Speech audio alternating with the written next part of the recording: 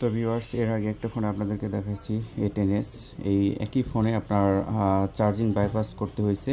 আর পরবর্তীতে যে সমস্যাটি আছে, ফোনের প্রবলেম হচ্ছে যে আপনার পাওয়ার আইসি থেকে মানে ডিসপ্লে লাইটই চলে গেছে। তো ডিসপ্লে লাইট চলে গেলে কোথায় কি করব? ডিসপ্লে ভালো আছে, আপনার ফোনটি পানিতে পড়ছিল, পানিতে পড়ার পরে ডিসপ্লে লাইট থেকে সমস্যা। নতুন ডিসপ্লে লাগালেও আপনার ডিসপ্লেতে আলো আসে না। এই যে ফোনটি দেখা যাচ্ছে, ফোন কিন্তু রানিং আছে, চালু করলে আপনার ডিসপ্লেতে লাইট আসে না, এমনিতে সব কাজ চলে। তো সেক্ষেত্রে আমি এর আগে একবার কাজ করছিলাম, কাজটি 100% সাকসেস হয়েছিল। বিগত আপনার এটা আগামী 1 সপ্তাহ মতন কাস্টমার চালাইছে, চালানোর পরে সেম কেস আবার আগের মতনই ডিসপ্লেতে লাইট নেই। তো ডিসপ্লেতে আমি অনেকবার করছি, করার পরে দেখি হয়নি, রিবন টিবন ভালো করে ওয়াশ করছি, করার পরেও কোনো কাজ হয়নি।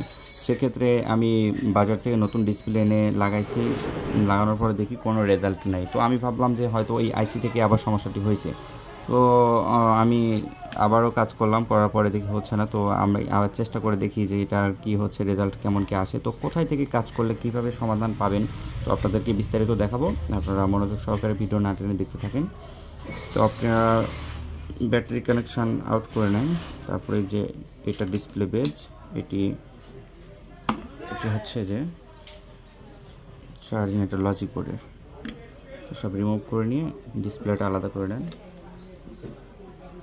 আর মাদারবোর্ডটাও আলাদা।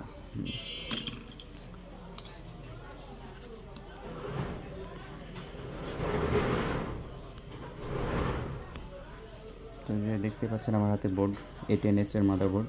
তো এটার অপোজিটে এই যে ব্যাটারি কানেক্টর আছে, ব্যাটারি কানেক্টর এখানে আপনার আছে, আর ডিসপ্লে বেজ আছে। ডিসপ্লের এই বেজ থেকে অপোজিটে দেখবেন ছোট্ট একটি আপনার পাওয়ার আইসি, যেগুলো এটা থাকে আর কি, ছোট ছোট কম্পোনেন্ট আইসিগুলো আছে। তো যে আপনার এখানে এর আগে যেখানে কাজ করছিলাম আমি আর কি, তো এটি ভালো করে আপনার পেস্টে দিবেন, পেস্টে দেওয়ার পরে হিট করবেন, হিট করে সোল্ডারিং করবেন, সোল্ডারিং করে সুন্দর করে পার্টসগুলো নড়াবেন। এই যে এখানে একটা আইসি ছিল, এটা হচ্ছে আপনার চার্জিং ভোল্ট আইসি ছিল। তো এই চার্জিং আইসিটি আমি তুলে ফেলছি, তোলার পরে নতুন একটা এটা লাগানোর চেষ্টা করছি। চার্জিং একটা ফ্যাক্ট চার্জিং হচ্ছিলো, যার কারণে তো এই ফোনটি উঠে গেছে।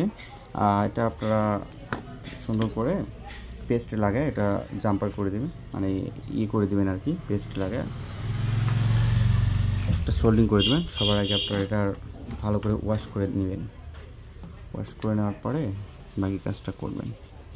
ওয়াশ করে নিলে ভালোভাবে বুঝতে পারবেন। এখানে আমি দুটি আইসি তুলছি আগেতেই, এখন এই আইসিগুলো চেঞ্জ করে দেবো, চেঞ্জ করে দেওয়ার পরে দেখবো যে রেজাল্ট কী আসে।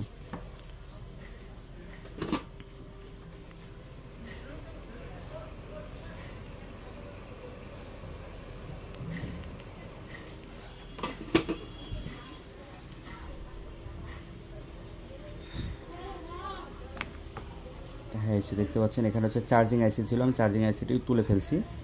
চার্জিং আইসিটি একটা শর্ট হয়ে গেছিলো, যার কারণে আমি চার্জিং আইসিটি চেঞ্জ করব। আর এখানে আরেকটি আইসি ছিল, এটি হচ্ছে আপনার ইয়েতে ছিল, যার কারণে আমার মনে হচ্ছে যে এটার কারণে হয়তো বা ডিসপ্লেতে লাইট আসছে না। তো আমি এই আইসিটা সেন্টারে চেঞ্জ করব, করে দেখি কী হচ্ছে।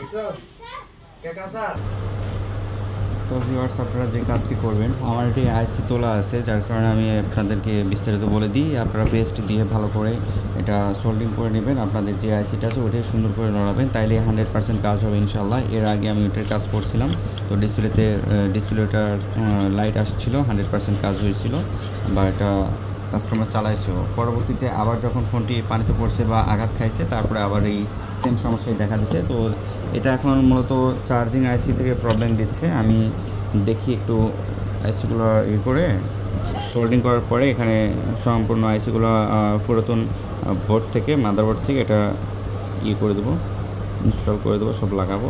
লাগানোর পরে দেখি রেজাল্ট কী আসে। তো আপনারা এটি সোল্ডিং করবেন, সোল্ডিং করে সম্পূর্ণ পার্টসগুলো হালকা করে লড়াবেন, যেন কোনো দুর্ঘটনা না ঘটে, সাবধানের সাথে করবেন, তাহলে 100% কাজ হবে ইনশাআল্লাহ।